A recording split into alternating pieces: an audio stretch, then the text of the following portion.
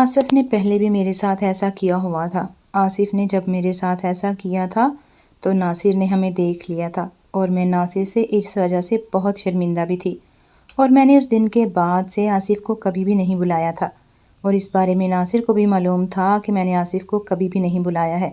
مگر رات میں آصف نے عمر کو ہمارے گھر سے جاتے ہوئے دیکھ لیا تھا، اور آصف کو معلوم ہو گیا تھا کہ یہ لڑکا جو بھی تھا اس کا میرے ساتھ ہی کوئی نہ کوئی تعلق ہے، اور پھر میں اس وقت رات میں چھت پر موجود بھی تھی، تو اس بات سے تو آصف کو پکا ہو گیا تھا کہ یہ لڑکا میری وجہ سے اس گھر میں آیا تھا، اور میرے ساتھ ہی وہ سب کچھ کرنے آیا تھا اور اب فری ہو کے جا رہا ہے۔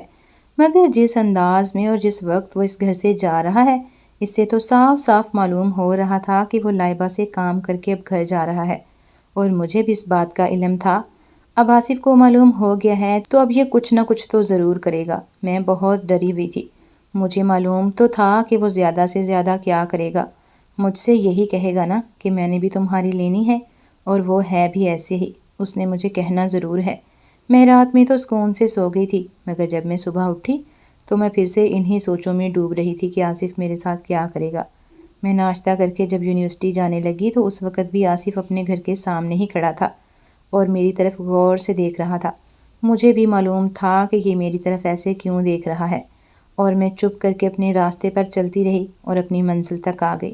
اور جب میں یونیورسٹی آئی تو مجھے ایک کال آئی، میں نے فون دیکھا تو کوئی انجان نمبر تھا۔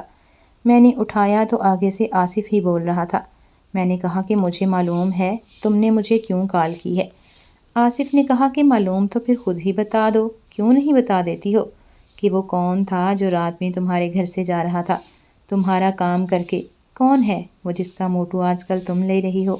میں نے آصف سے کہا کہ اپنا منہ سنبھال کر بات کرو، میری اس سے جلدی شادی ہونے والی ہے، وہ میرا منگیتر ہے، اور ہم جو مرضی کریں، ہمیں تم کیا کوئی بھی کچھ نہیں بول سکتا، ہمیں تو معاشرے نے بھی اجازت دے رکھی ہے۔ آصف نے کہا کہ اچھا جی، یہ تو تمہیں جھوٹ بھی بولنا آتا ہے، محلے میں تو کسی کو اس بات کی کوئی خبر نہیں ہے کہ تمہاری منگنی ہو چکی ہے، اور اگر وہ منگیتر ہی تھا تو رات کے اندھیرے میں تمہارے گھر کیوں آیا، اور رات کے اندھیرے میں ہی کیوں کیا؟ میں نے کہا کہ تمہیں میری زندگی سے کوئی سروکار نہیں ہونا چاہیے کہ میں کیا کرتی ہوں اور کیا نہیں۔ میں نے فون بند کر دیا اور میں اپنی کلاس کی طرف جانے لگی۔ کال پھر سے آنے لگی تھی، میں نے پھر سے فون دیکھا تو وہی نمبر تھا۔ میں نے کافی کالز آنے کے بعد کال پھر سے اٹھا لی اور پھر آصف سے کہا کہ تم دونوں طرف سے پھنس چکی ہو۔ میں نے کہا کہ کیا مطلب، میں دونوں طرف سے پھنس چکی ہوں؟ آصف نے کہا کہ کیا نام تھا اس لڑکے کا جو رات میں تمہارے گھر سے جا رہا تھا؟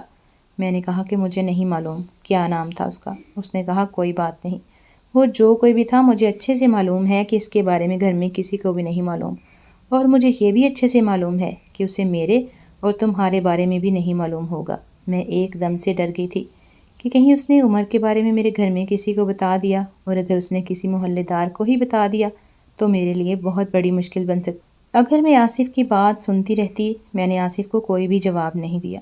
آصف نے کہا کہ میں تمہاری زندگی بہت ہی آسانی سے خراب کر سکتا ہوں، تم بہت بری طرح سے پھنس چکی ہو، اور میں سچ میں ہی آصف کے آگے پھنس چکی تھی۔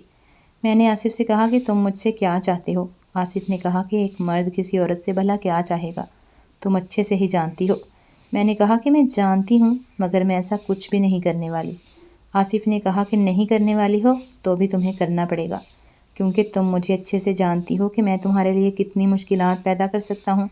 میں نے کہا کہ آصف، تم میری زندگی پر رحم کرو اور مجھے اس کام کے لیے مجبور نہ کرو، یار میں یہ سب نہیں کرنا چاہتی ہوں تمہارے ساتھ۔ آصف نے کہا مگر میں تو ایسا ہی کرنا چاہتا ہوں، اور تمہیں بھی ایسا ہی کرنا ہوگا۔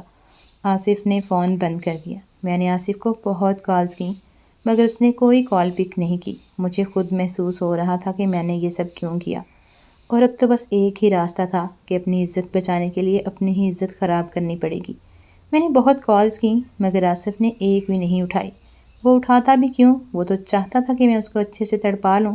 میں سچ میں ہی آصف کے آگے ہار گئی تھی۔ میں نے پھر ایک میسج کیا کہ میں تیار ہوں وہ سب کرنے کو جو تم میرے ساتھ کرنا چاہتے ہو، اور آصف نے فوراً مجھے میسج کا جواب بھی دے دیا کہ اب تو تمہیں وہی کرنا ہوگا جو میں کہتا ہوں، اس میں انکار والی تو بات ہی کوئی نہیں ہے۔ میں نے کہا کہ ٹھیک ہے میں تیار ہوں، مگر میں تمہیں اپنے گھر میں نہیں آواز دوں گی، اور نہ ہی میں تمہارے گھر آؤں گی۔ اگر ہم نے یہ سب کرنا ہے تو کوئی باہر جگہ دیکھنا ہوگی۔ آصف نے کہا تم بھی نا کمال کرتی ہو، ہم دونوں کے لیے ہمارے گھروں سے زیادہ محفوظ جگہ کوئی بھی نہیں ہے، اگر ہم کہیں اور جائیں گے تو اور بھی بڑی مشکل میں پڑ جائیں گے، ہمیں جو بھی کرنا ہوگا نا اپنے ہی کسی ایک گھر میں۔ میں نے کہا ٹھیک ہے، مگر میرے گھر میں تو بالکل نہیں۔ آصف نے کہا کہ اچھا ٹھیک ہے، اس بارے میں سوچ لیتے ہیں، مگر مجھے تو اس بات کی ہی بہت خوشی ہے کہ تم یہ سب کرنے کے لیے مان تو گئی ہو نا۔ میں نے کہا کہ میں مانی نہیں ہوں، تم نے مجھ سے منوا لیا ہے۔ آصف تم مجھے قسم سے اس وقت اتنے برے لگ رہے ہو نا کہ تم سوچ بھی نہیں سکتے۔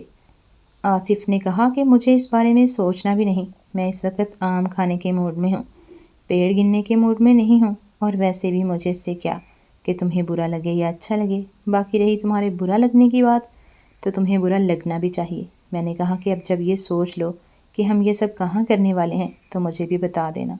میں نے فون بند کر دیا تھا اور سوچنے لگی تھی کہ یہ سب کیا ہوا، اب کیا میں اس بارے میں عمر سے بات کروں یا کسی اور سے بات کروں یا پھر کسی سے بھی بات نہ کروں اور آصف کے ساتھ وہ سب کروں اور اس بات کو یہیں ختم کر دوں۔ اور مجھے اس بات کا بھی ڈر تھا کہ آصف ایک بار میں تو نہیں مان جائے گا نا، یہ تو مجھے اب بار بار کہے گا اور میں کب تک ایسا کروں گی۔ اس ناول کا اگلا حصہ نئی آنے والی قسط میں اپلوڈ کیا جائے گا۔ اگر آپ کو ہماری نالج پسند آئی ہو تو پلیز چینل کو سبسکرائب کر لیں اور ساتھ دیے گئے بیل آئیکن کے بٹن کو کلک کر لیں تاکہ ہماری نئی آنے والی قسط آپ کو آسانی سے مل سکے۔ شکریہ۔